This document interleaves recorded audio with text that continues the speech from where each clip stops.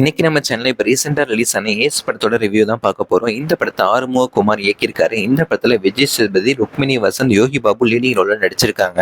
இந்த படத்தோட one line story என்னன்னு பாத்தீங்கன்னா, இந்த படத்துல நம்ம ஹீரோவான விஜய் சேதுபதி அவரோட பழைய அடையாளங்களை மறைச்சிட்டு மலேசியாவுக்கு போறாரு. அங்க அவருக்கு யோகி பாபுவோட அறிமுகம் கிடைக்குது. அவரோட வீட்டுக்கே விஜய் சேதுபதியை கூட்டிட்டு போறாரு. அவங்க தங்கி இருக்கிற வீட்டுக்கு ஆப்போசிட்ல தான் ஹீரோயினோட வீடு இருக்கு. ஹீரோயினுக்கும் ஹீரோவுக்கு இடையில காதல் கொஞ்ச நாள்ல மலர ஆரம்பிக்குது. இந்த சூழ்நிலையில ஹீரோயின் ருக்மிணிக்கு தன்னோட வேலையை தக்க வைக்கிறதும் வீட்டை மீட்கிறதுன்னு ரெண்டு பிரச்சனை இருக்கு.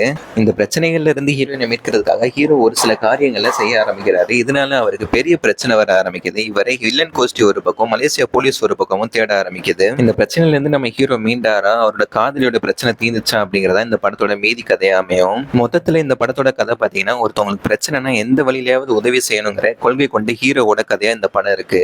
விஜய் சேதுபதிக்கு இதுக்கு முன்னாடி ரிலீஸ் ஆன மகாராஜா படம் அளவுக்கு இந்த படம் இல்லைனாலும் இந்த படத்தை நீங்க ஒரு தடவை கண்டிப்பா ட்ரை பண்ணி பார்க்கலாம். இந்த படம் அமேசான் பிரைம்ல தமிழ்லயே அவைலபிளா இருக்கு.